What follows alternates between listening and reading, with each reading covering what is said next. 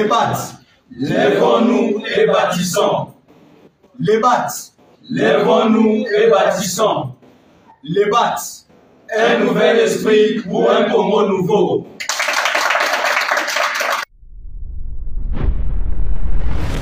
Bonjour chers tous, bonjour à vous. En tout cas, merci beaucoup Naïbi que vous êtes très nombreux à nous suivre en ces jours. Dans le cadre de réfléchissons ensemble, mais réfléchissons bien. Alors aujourd'hui, comme tous les jours d'ailleurs, chaque fois que nous avons la vidéo, nous avons Kolinga comme Mabino dans la réflexion par rapport à certains faits politiques et surtout par rapport à ces événements, à certains événements sociaux. Alors aujourd'hui, nous avons Kolobela sur la démocratie et le processus électoral, parce qu'aujourd'hui nous nous rendons compte qu'effectivement il y a beaucoup de problèmes. Il y a nécessité à ce que Tokoka vraiment pour lever certaines options, Tokoka pour mettre Bino Nyonso en position, il y a pour faire de bonnes analyses afin que Toye pour lever de bonnes options. Notre pays est allé engagé dans un processus de démocratisation. Et ce processus de démocratisation s'est cristallisé davantage par rapport à notre constitution, ce que nous appelons la constitution de 2006 telle qu'elle est révisée à ce jour. Aujourd'hui, ce qui totali, depuis 2006 jusqu'à ce jour, notre constitution est pratiquement vers sa deuxième décennie. Elle a totalisé 20 ans. Parce que ce qui est commis en 2026, il a 20 ans de notre constitution. Et la grande question que nous devons tous nous poser, sommes-nous en train de vivre effectivement la volonté de constituant? Parce que chaque fois qu'il y a un processus électoral, chaque fois qu'il y a une année qui passe, nous devons arriver à faire l'évaluation pour que enfin, si la constitution est en train d'être appliquée à la lettre, pour que Toyeba, Kota la Soki Tozaï mérité, pour garder la même constitution, ou sinon amener un changement de la constitution. Alors, Toyoki, Bande Konabiso, il y a union sacrée ou union dite sacrée, ils sont en voie, n'est-ce pas, de proposer une nouvelle constitution. Au lieu de parler il y a abrogation, il y a constitution. Au lieu de parler, il y a changement à la constitution, et bien, Balingi va soukisabiso na révision constitutionnelle. Alors qu'en réalité, le contexte et l'élaboration de la constitution, le pourquoi sommes-nous arrivés à avoir cette constitution, et bien, il faut comprendre que si on change un certain nombre de principes édictés dans la constitution, et bien, on change carrément la constitution. Parce que chaque constitution doit avoir une philosophie, les idées forces, les idées sur lesquelles la constitution a été conçue. Mais lorsque vous touchez ces éléments-là, les idées forces, eh bien, vous n'avez plus la même constitution, vous changez carrément de constitution. Et la grande question que vous devez tous vous poser, pourquoi et comment? Sur cette question-là, de cette question résultent les réalités sur le processus électoral. C'est-à-dire quoi? C'est-à-dire que bateau, bazali le long à pouvoir, bande konabiso a union dite sacrée, baligné ça la configuration institutionnelle pour se garantir l'atteinte de l'objectif, il y a changement à la constitution. Pour que la constitution soit modifiée, pour que la constitution soit changée, pour que la constitution soit révisée, eh bien, cela va se faire au niveau du Parlement. Et il y a une disposition de la Constitution qui insiste sur l'éventualité, il y a qu'à réviser certaines dispositions. Il y a une autre disposition, un autre article de la Constitution où il a insisté sur l'immutabilité de certaines dispositions de la Constitution. C'est-à-dire qu'il y a des dispositions révisables et il y a des dispositions non révisables. Dans la Constitution, l'article 220 où ils ont énoncé le principe, il y a non-révision, il y a certaines dispositions, ils ont verrouillé ces dispositions-là pour qu'elles aient touché. Mais lorsqu'on s'hasarde à toucher ces dispositions, eh bien, c'est une manière, ça sera une manière d'abroger la dite constitution. On n'aura plus la même constitution parce que la philosophie aura à changer. Quelles sont ces matières? La forme de l'État, le mode d'évolution et à pouvoir, la durée du mandat, le nombre de mandats et ainsi de suite, les compétences de province et ainsi de suite, ou des autres entités. Mais nous apprenons par deux canaux officiels que M. Félix Tshisekedi a effectivement l'intention de changer la constitution, quand bien même que Baza Koloba, il parle de la révision. Ils ont l'intention de changer la constitution. Comme le changement de la constitution va obliger à ce qu'elle passe par référendum, et sachant que par référendum, il leur sera difficile d'atteindre cette option, eh bien, ils vont présenter cela sous forme d'une révision de certaines dispositions, alors qu'en réalité, ça va changer catégoriquement la philosophie de notre constitution. Donc, ils vont se contenter au niveau du Parlement et ils vont trouver une jurisprudence au Bango Moro Bako créée en disant qu'en 2011, il y a eu effectivement révision de la constitution. Alors, c'est normal que Bango peut faire ça la même chose. Pour y arriver, ils ont besoin d'avoir une large majorité. Alors, au regard de leur vision, ils ont tout fait pour recruter au sein de la population, au sein de l'opinion, bateau Troyoko Benga parlementaire mécanique. C'est-à-dire qu'ils veulent se constituer, se donner une large majorité, constituée essentiellement de personnes dont la moralité est quasi nulle, pour que Baye Bako faire passer leur entreprise macabre. C'est comme ça que vous trouvez tout ce qu'il y a comme agitation. Ils veulent recruter au sein de leur parti politique des gens qui vont accepter, accompagner cette entreprise. Et qu'est-ce qu'ils ont fait? Ils ont fait en sorte que Batu Nyonso Bakoyo Kosala Bango ombrage, base à la thé, base à la parlementaires robotisés, des gens qui vont obtempérer ordre Nabango, qui vont faire appliquer leur vision, leur projet, afin que base soit cette fois-là une nouvelle constitution. Et dans cette constitution, il y a des matières au Bango Balingi va toucher. La matière au Bango Balingi va toucher, il a dit d'abord le mode d'évolution du pouvoir, ce qui est interdit par l'actuelle constitution. Que le président de la République soit élu au suffrage universel indirect. C'est que Kabila avait envisagé de faire, mais qui n'est pas arrivé à le faire. Ils veulent assez que le mandat, il y a président de la République est quitté de 5 ans et comme à de 7 ans. Balingi assez que la durée, le nombre de mandats est illimité. Alors que Bango Monko Babungaka pour dire que ne touchez pas à mon article 220. Babandai Koloba que le mandat, il y a président de la République devait se limiter à 5 ans. Babandai Koloba que la délimitation de mandat est allée observable. Mais aujourd'hui, au regard, il y a boulimie, il y a pouvoir, il y a soif, il y a pouvoir, et bien ils s'organisent pour que cette fois-là, la constitution ait sa bango possibilité, il y a plus de mandats. Comme M. Félix Tshisekedi dans sa stratégie, il a tout fait pour fragiliser toute la classe politique. Et bien, Ayebi Ekoleka, il va mettre en place tous les mécanismes en termes de moyens. Déjà, l'engraissement, il y a des parlementaires. Et que Salema, par rapport, il y a des émoluments. Ils vont passer de 21 000 à 33 000 dollars. Et pour permettre à Bango pas engraisser, n'est-ce pas, Castroana politique, pour que enfin arriver, n'est-ce pas, il y a qu'à imposer au niveau institutionnel cette réalité.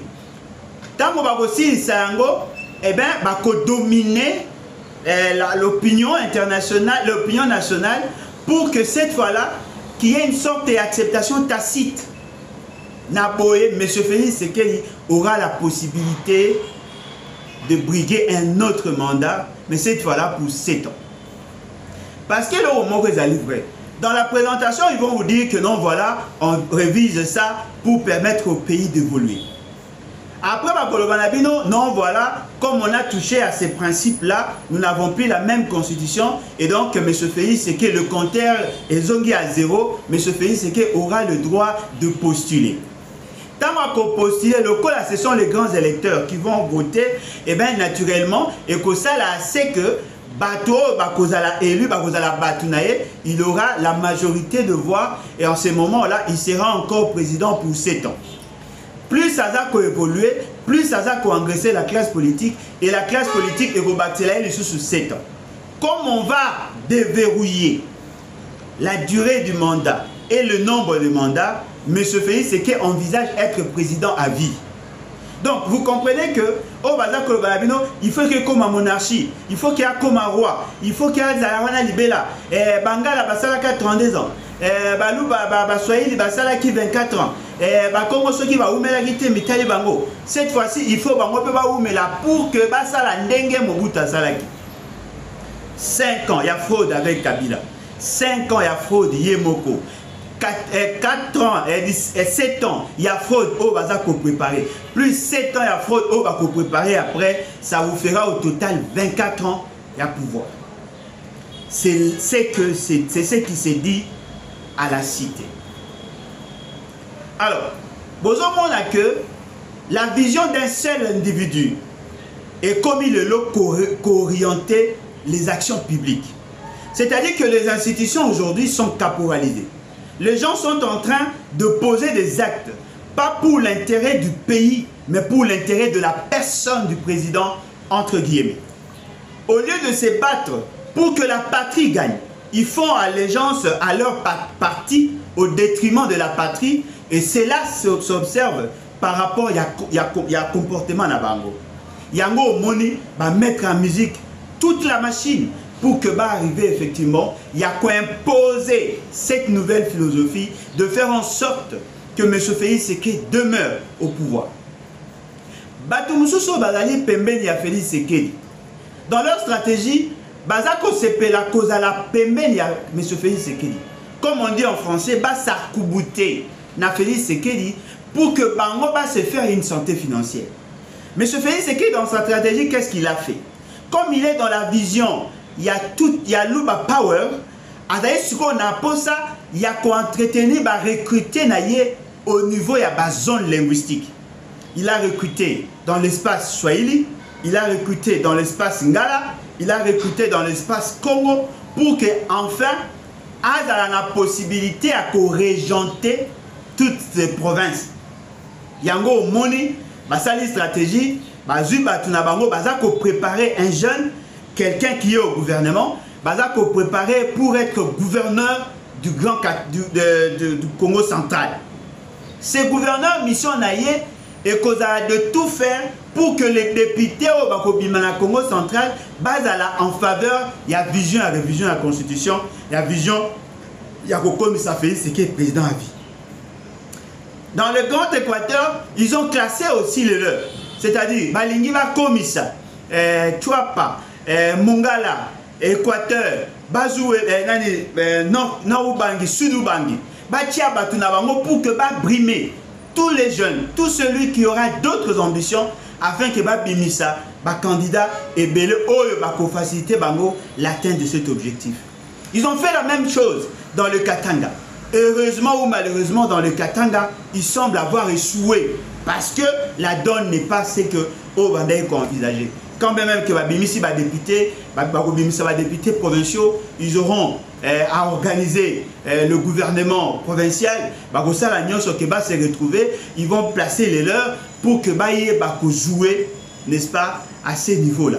Ok, la Grande Orientale, même chose. Dans les grands bancs de nous, même chose. C'est-à-dire que tel que nous sommes là aujourd'hui, tout l'État est en train de fonctionner sur le comment pérenniser la vision ou sinon le souci, la présence, il y a M. Félix Tshisekedi à la tête du pays. Et c'est là, ils ont relancé les débats sur la boulimie à pouvoir. Et ça qu'on relancé le débat sur la délimitation à pouvoir. Parce que Montesquieu, qui avait fixé le grand principe, il y a délimitation à pouvoir, doit se rendre compte qu'effectivement, il y a un problème aujourd'hui. Le pouvoir du président de la République est au-dessus de la Constitution. Et ce sont ces questions-là que nous devons nous poser pour éviter à ce que tout tombe dans le chaos. Chers concitoyens, je voudrais nous rappeler livre Nabiso Yangoyo, forêt congolaise, conflit nébuleux d'objectifs écologiques et économiques. Tozali côté Kayango na 30 €. Oyo alingi kozwa yango akoyi kobenga biso à n'importe quel moment. Tokopesa ye ezali awa na Kinshasa, ezali na Belgique, ezali na France, ezali na Suède, ezali na Suisse, okoki kozwa yango à ces prix-là. Donc voilà, dans le cadre de la réfléchissons ensemble, mais réfléchissons bien, nous allons analyser sur cette question.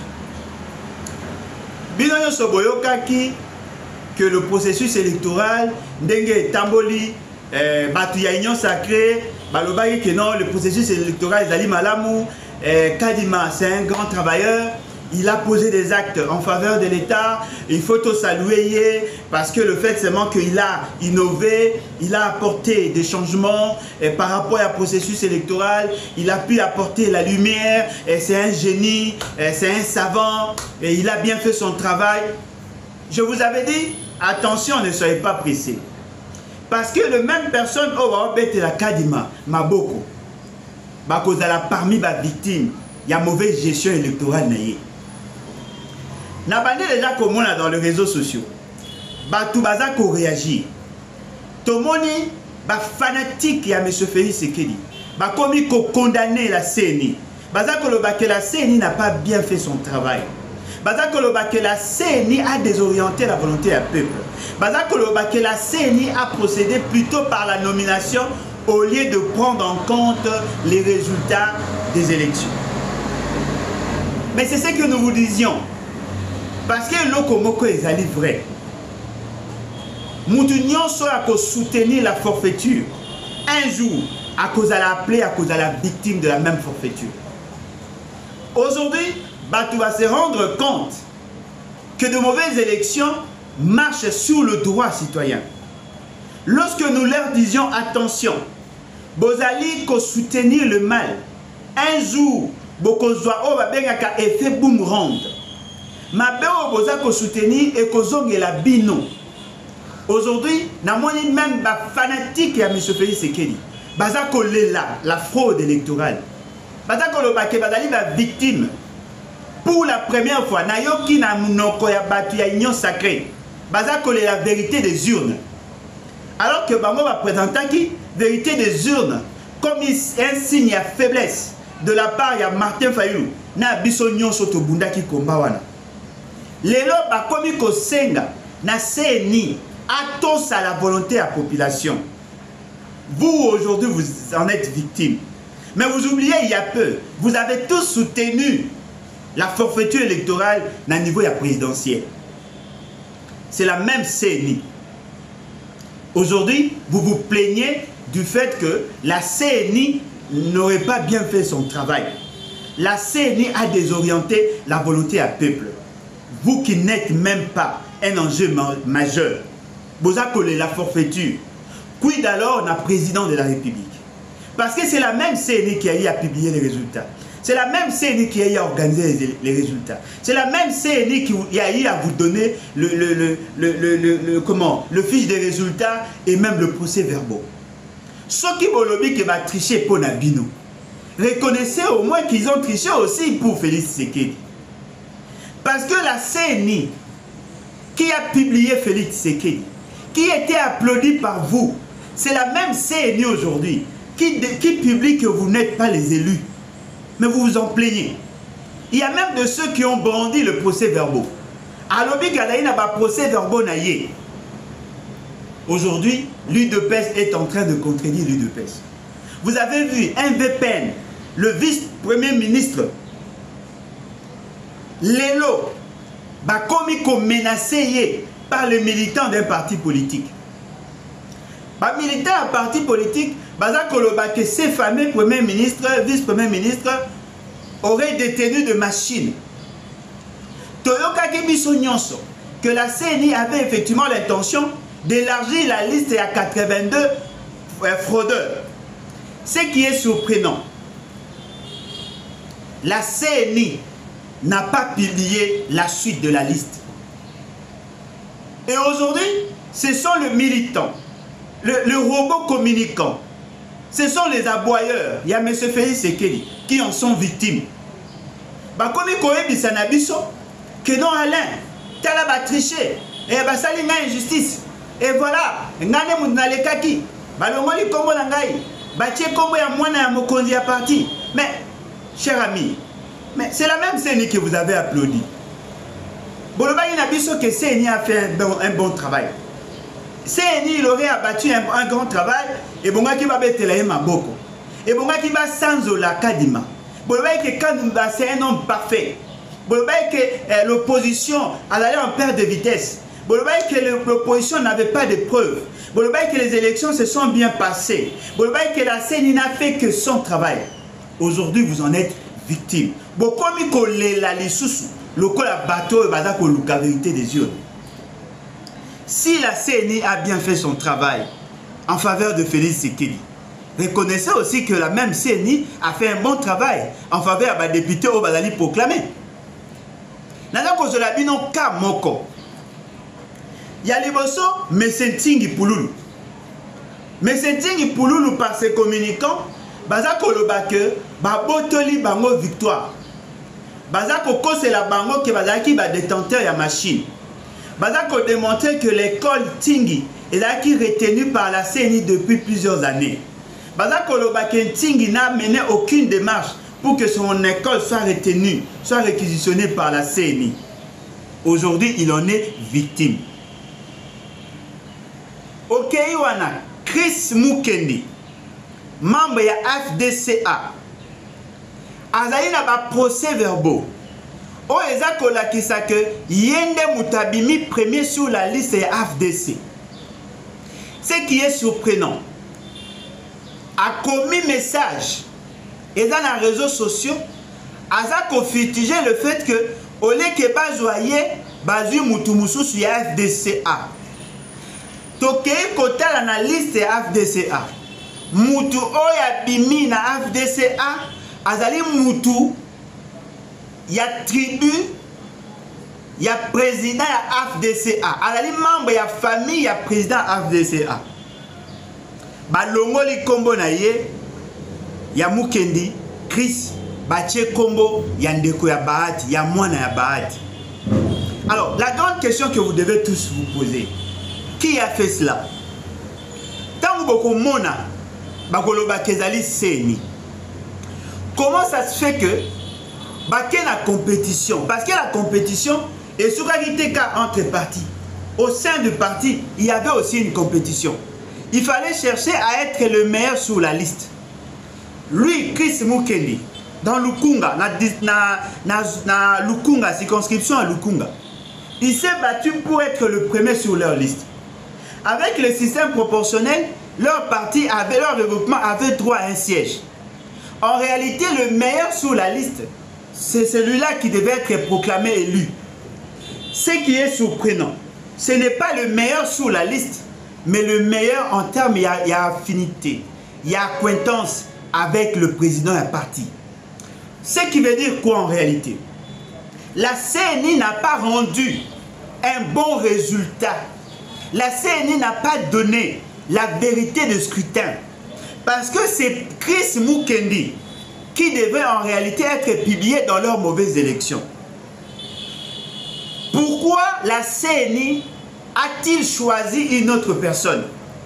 Quel est l'intérêt que la CENI pourrait tirer en remplaçant Chris Mukendi par un autre candidat? Pourquoi la CENI a-t-elle fait cela? Vous allez vous rendre compte que la CENI a obtempéré na orientation politique. Il y a président, il y a FDCA. Parce que la CENI ne connaît pas les acteurs. La CENI est supposée ne pas être en contact avec les candidats. Comment la CENI peut-elle faire violence à quelqu'un qu'elle ne connaît pas? Pourquoi la CENI peut-elle, comment la CENI peut-elle violer le droit d'un candidat au détriment en faveur de l'autre?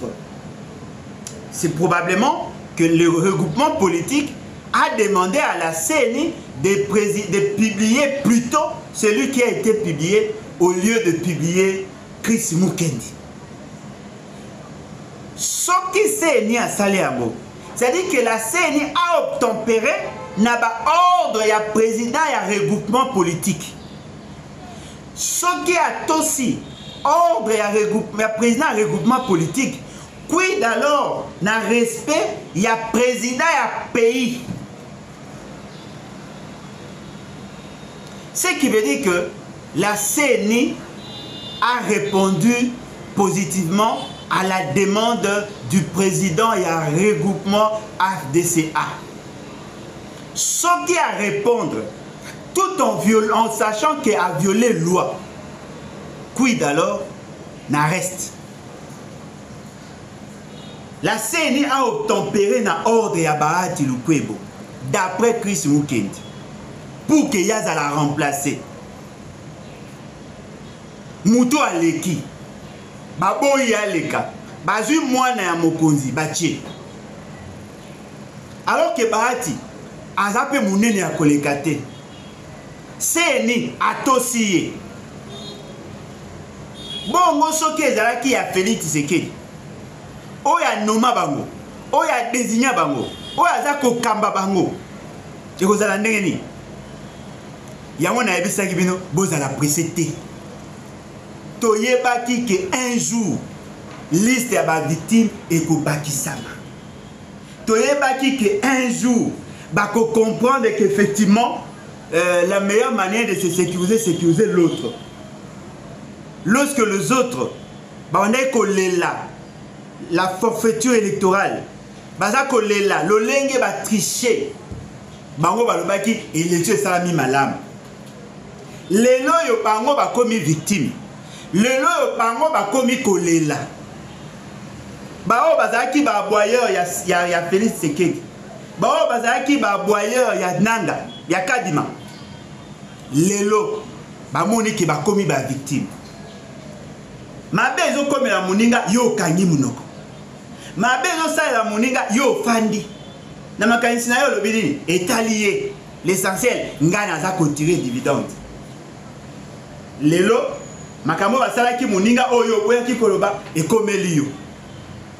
Batu ya IDPS, batu ya Union dite sacrée, baza ko la fraude électorale, baza ko désactiver bango, baza ko longola bango, baza ko sala bango mabe pour la députation nationale.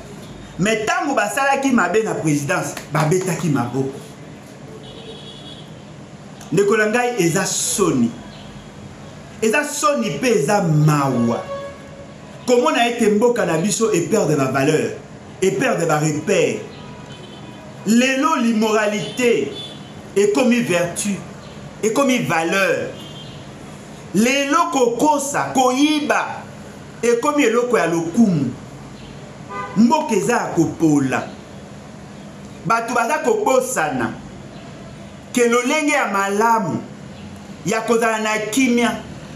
Et sengeli il faut moninga pas na kimia. Ba yibi victoire ya peuple, ba détourner ba voix ya peuple, ba pesi Félix Tshisekedi, bobeti maboko. Lelo, ba yibi volonté ya peuple, ba yibi ba voix ya baninga, ya bino, lelo bokomi kolela. Bato union sacrée bakomi kosenga na batu babima na balabala. Bakende kotumba siège ya CENI. Bakende kosala na ekadima mabe. Pour Monique Kadima a facilité fraude. Batu ya IDPS baza koloba Peter Kazadi a yibi ba voix ya batu. E bongaki na ye ya lekate. Azalaki na machine na ndako. Asali vote à domicile ye na Kabuya. Mais oh to bane koloba yango ne bo loba lelo. Bobo yaki kozala solidaire na baninga. ngai nazalaki na élection te na soutenaki pe processus électoral te na bandaki koloba na bino lolenge makambo eza kosalema ezali au détriment de la nation. Aujourd'hui bokomi ba victime lelo boyoki pasi ya komona ndenge bayibaka victoire lelo bokomi koyoka soni ya kobima na balabala bokomi koloba lelo boza na ba procès verbaux tozozwa ba appel de partout na bato bafingaka biso papa Alain ozalaki na raison tana leki mais bayibi victoire na ngai mokonzi ya parti alongoli kombo na ngai mokonzi asongoli alongoli po etouche yo yango oleli mais tango etouchaki baninga olelaki te wana poso ozala na kimia wana poso ozala malamu na mokili soki moninga ya na pasi yebaka pe koloba. Qu'est-ce qu'Alain Bolodjoa gagne aujourd'hui en passant à la télé pour démontrer qu'il y a une fraude? Je n'ai pas été candidat, moi. Je ne suis pas en train de défendre un camp contre l'autre. Non. Je suis en train de défendre la vérité. Nous allons défendre la vérité pour la ligne que la société est sala. Et dans la mboka oyo bazakotosa le droit des gens. Oh, j'ai combien? Aligné les cas députés. Azama LT. Ayebi kotanga te. Wale zaba débat na bino. Soki ayebi kotanga te. Soki azazo ba ndenge boza koloba. Mais bino wat bo voter. Ata azazoba. Ata azabolole. Soki akenda ba élection. Et que peuple a voté. Ka yende wa uza. Soki peuple a poni zoba. Zoba na oza mokozi. Zoba te. Si vous avez un candidat, vous n'avez pas quitté Kazara Zoba za maëlete. Si vous avez une preuve à l'équipe, Ata moli moment bilinga bilinga, babilo connaît la force du progrès. Soka l'équipe tika ya leka. Yondo ko sanctionner ki zoba naï. Peuple sa voter neto yoki. Boboy. Oh, yete, ande la ka ba ko pesa ka ba 5000 ba tout ça non. Élection zagaboete. Peuple a voté tika muto a voté ki aleka. Ata za na botaou na ye. Bato ba vota ki ende ba yebi poni ba vota ki. Donc l'élection ça a mis en mode bondimi. Et là qui a une nomination. Bo tricher. Bino ba tubolo ba français belé. Ba Peter Kazadi, ba Kabouya et tout ça. Ba tuloko ba Gilles Mouniere. Ba tuloko ba Jekobeya. Ba longi bino. Ba gagner bino. Boyoki soni ke parti na bino za représenter na batu ya boy. Bo balosi makambo bozwi ba voix na bango boyibi. Jekobeya na yebi yote. Mais oh yo lobi soko za na preuve za soni. Naza ko senga na bino bo longwa ba parti ya tchala na lokwa ba IDPS. Po ba respectaka ba droit ya batute. Bo ba élection ezali. Est-ce que vous pouvez imaginer ba Kabouya vice-premier ministre et nani Kazadi Peter, vice-premier ministre, avec tout le moyen de l'État. Balobi Kazaki n'a pas machine. Mais Jacob a gagné. Aolé, va tricher, va tricher. Va botter les places naïe. Na Jules Mouniero, il y a parlement debout. Alongi Kabouya. Balobi qui va tricher. Il a nomination. Bon, je vous ai toujours dit, mentez, mentez, il en restera toujours quelque chose. Moi, je savais que Boroyokaraka sonne un jour. La chose la plus difficile à faire, c'est de voiler la vérité. Je savais, même si vous avez traficoté avec la CNI, même si vous avez joué sur toutes les variables, je savais qu'un jour, vérité et Kobima, qu'il n'y a pas eu élection, il y a eu plutôt nomination. Les gens ont été cooptés. Il n'y a pas eu élection du tout. Est-ce que vous avez le courage à continuer avec le Bayamo? Ils ont sonné. Ils ont sonné. Une grande république comme l'État congolais, comme le Congo. Un pays qui se cherche encore. mais afandi essentiellement sur de mensonges, sur la forfaiture, sur la fraude, sur la mafia. Des gens sont en train de tricher. Des gens sont en train de détourner la volonté du peuple. Vous êtes en train de marcher sur le système de valeurs. Aujourd'hui, tout le monde se rend compte que vous n'êtes même pas digne. Vous êtes des tricheurs, des menteurs, des détourneurs, des voleurs. Vous allez que détourner. Bamoni na Congo central. Ba ministre. Ba telemi na batu na bango. Baza ko pesa mutu 10 000 francs na numéro ya téléphone. Votez ngai, votez pe Félix Sekedi, votez ngai. Ba kuti batu na ba machine. Kadi makosi bino nyonso. Oh, la liste est longue. Il y a encore la suite, il y a liste.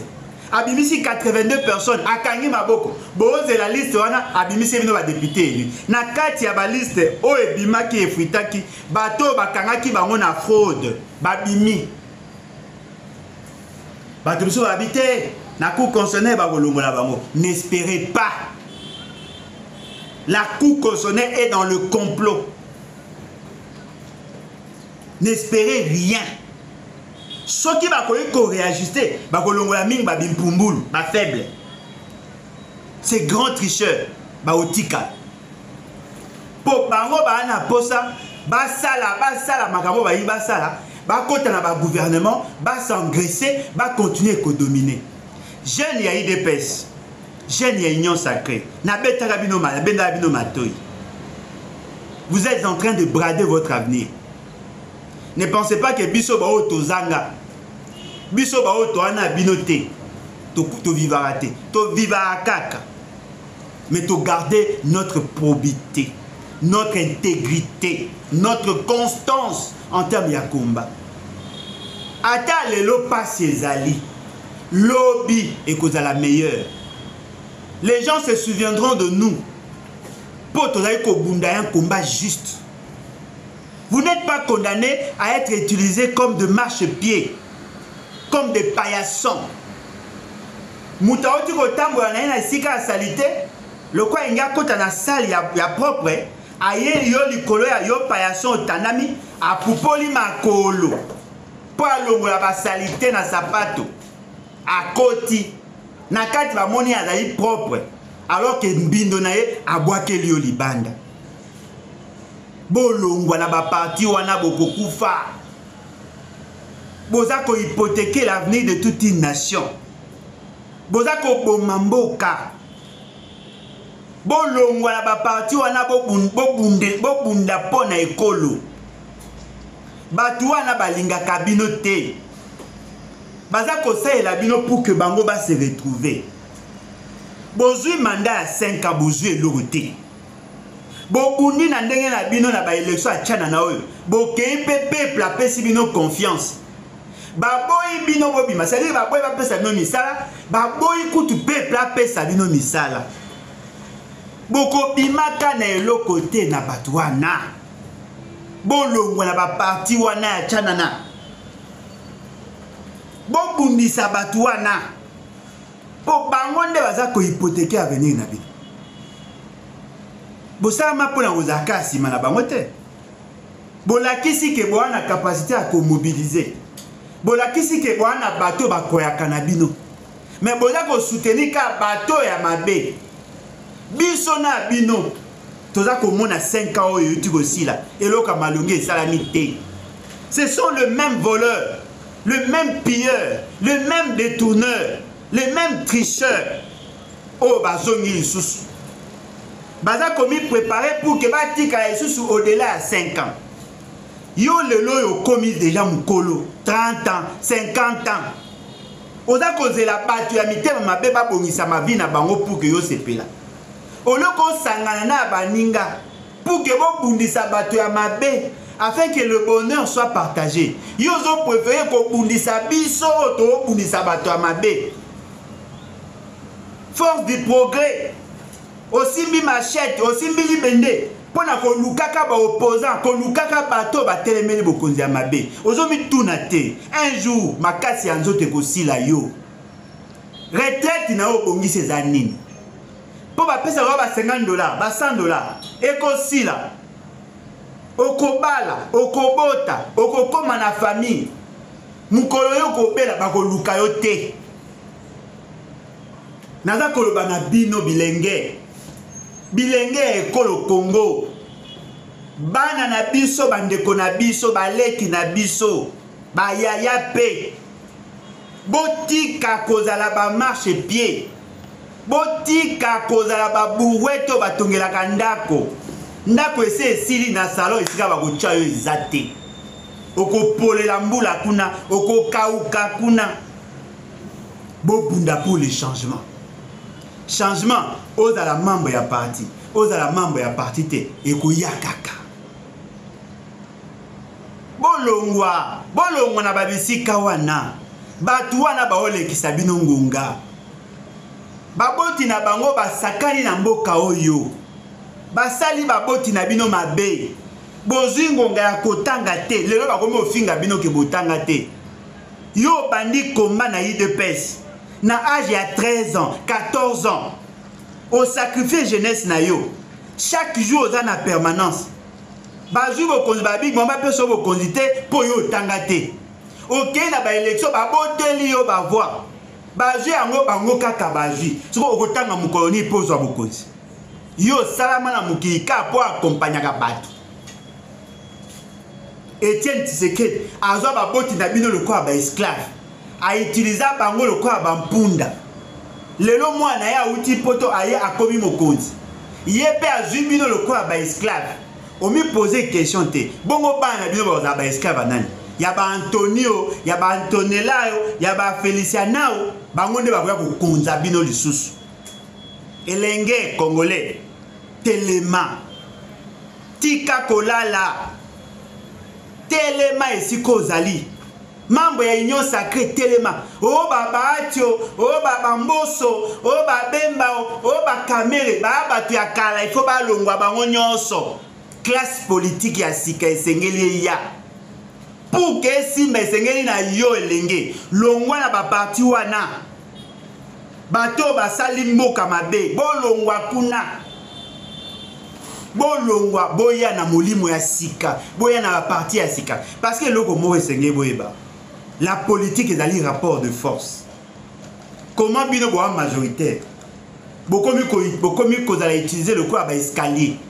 Ce sont les mêmes personnes dont les noms ont été cités depuis 1960. Ti lelo ezaka bango ande bazakoya. Batata na bino, baya na bino nyonso bozaka ba esclave na bango. Esengeli na bino bo telema. Bo telema bo bima. Na bisika mikauka wana. Boya ensemble to sangana. To enclencher article 64. Boya to sangana. Soki to sangani to la force. Biso ne to aba victime. To tangi to zoga misala te kaka bango. To tangi te bakipara biso te kaka bango. Oh, ya za mwana songolo, bongo yo za mwana nani? Pona nini ba osa ilaka bino?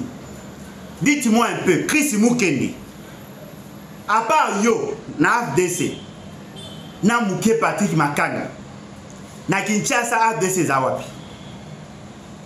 Ka bino nde bo sunga babahati bazonga lisusu. Bino bilenge bokomi lokola batisi ya sika o baza kosalela pona kobamba madusu ya maputa akala. Eko bana ko pasuka kaka. Bahati a travaillé avec Mobutu. Bahati a été utilisé par Laurent Désiré Kabila. Bahati a travaillé avec Joseph Kabila. Bahati travaille avec Félix Tshisekedi. Bahati va travailler avec Moutou Akoya Nassima. Mais Bobby pose la question de comment il fait. Il est en train d'utiliser les énergies de la jeunesse. C'est vous qui remplissez les salles. C'est vous qui communiquez en son nom. Et c'est lui qui gagne. Et quand il gagne, il fait gagner sa famille. Namoni le lot pas jeune, il y a Soudou Bang. Batinelinga, message sur la dynastie Mboussa. Boussa. Na kati ya famille na ye, plus de 15 personnes baza ko assumer de hautes fonctions dans ces pays. Ba membre ya parti ba oluka misala. Compétence ezalaka na famille. Ça, ce sont ces jeunes-là qui me l'ont envoyé. Liste ya bateau ya pesi musala. Botala na parti, bateau ya maye le bazali. Mais ils ne se retrouvent pas. Bokeye pas plus mabilu, nengemoko. Bokeye pas, c'est-à-dire que tous ces gens-là sont en train de vous utiliser comme de marchepieds. Alors qu'en réalité, ils ne sont pas en train de se battre pour vous. Botele makor ba ndeko na ngai. Bolenge le kaka. Bolenge silaka. Moi je me souviens quand Nazaki n'a pas 22 ans, 24 ans. Je ne manquais jamais de marche. Ma journée ville morte. Biso to bimana ba 22h, 23h. Toke ko fana à côté à Bakimpwanza. Tozo zela boutué comme à Batuba Kota. Poto no boka ba track. Tozo tambola ba victoire, toke ba Pongabi, toke na ba gare centrale. Au plus tard 1h, 2h, tosi ici Moussa to Zonga. Poto salake, journée ville morte et Simba. Ba marche. Tozo kendaka ti na côté à Bakimbwala. Ko mobiliser bato. Tozo ba camion to bimisaka bato to me mabango na côté à centre-ville pour que na tongo tang to banda le yenge zala. Makasi wana lelo eza isute. Bolenge silaka. Boko lemba un jour au préparer retraite. Yo bongite, bana no ba bongati. Mais ce qui mboke bongi, on ça la politique te. Bana no ba bozala sûr que un jour ba ko koma bato. Bokei bo voter, bokei bo postuler, bo postuler pe. Je suis sûr ba pele pe mbonga campagne te. Bolongi pe ba voix ebele, ba yibi bino ba voix, ba yibi bino bolenge, ba yibi bino énergie, ba yibi bino ba voix, ba yibi bino avenir, mais bo kanga makana ba parti wana. Yo kanisi so apeso 5000, 10000 lelo et si ça passe na yo. Est-ce que pe ba ko pesa yo pe?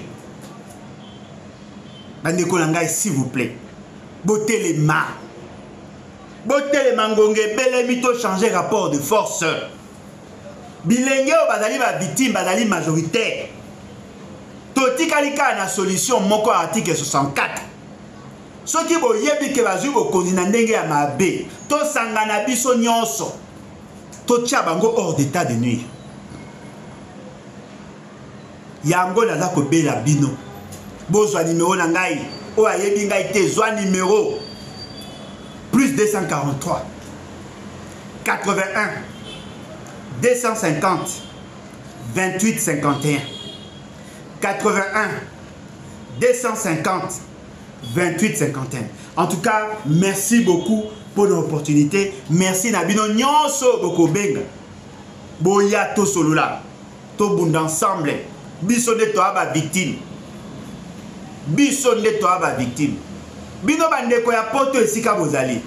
Bino babotina ba code na Kinshasa. Bokomi ko désespéré. To sangana. Bokotina ba code ti wapi. Un jour pe bokolemba. Bobo tapé, boana bana, boza ba facture à payer. Soki mboke bongaki ata, banga ba soulager bino botika kotina ba kol bomba ata bambongo. Lelo bozo souffrir pe loko abiso, mais bokangi maboko. Activité ya diaspora bokendaka te. Boya ko contribuer na combat bosala ka te. Ofandi olali ozozela mboke bonga, eko bonga ndeni. Eko bonga ndeni. Boya to sangana biso nyonso. To bunda ensemble. Naza sûr que tokolonga. Na boinde tokobongisa avenir na biso pe avenir abana na biso. Je crois que c'est ça l'essentiel. Bandeko na ngai bolala te. Bolamuka. Bolamuka. Botika kolala mboke ekene mabe. Bolamuka s'il vous plaît. En tout cas, nazali na espoir plus 243 81 250 28 51. Merci beaucoup na bao nyonso baza kolanda bandeko nyonso bako partager vidéo esika bozali Beau partager, beau ça là, c'est que bah j'ai nyonso bayo kayango, ba bongo la paix mitema ba ya ensemble to bunda. Toza sûr que tokologa, pe toza sûr que mboka na biso et ko kende liboso. En tout cas, merci beaucoup. Boya les battes ezali, les battes c'est votre parti. Boya les battes eza kozela bino. Boya toza pe na ba livre awa, ba livre ya papa Ngwanda ezali. Yango yo ezali ba livre na biso pe yango yo ezali bokoki koya kozwa yango na prix ya malamu boya ezape manière na bino ya ko encourager biso. En tout cas, merci beaucoup et à la prochaine. Bye.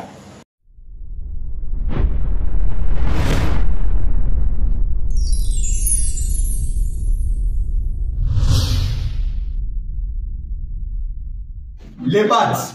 Lèvons-nous et bâtissons. Les battes. Lèvons-nous et bâtissons. Les battes. Un nouvel esprit pour un Congo nouveau.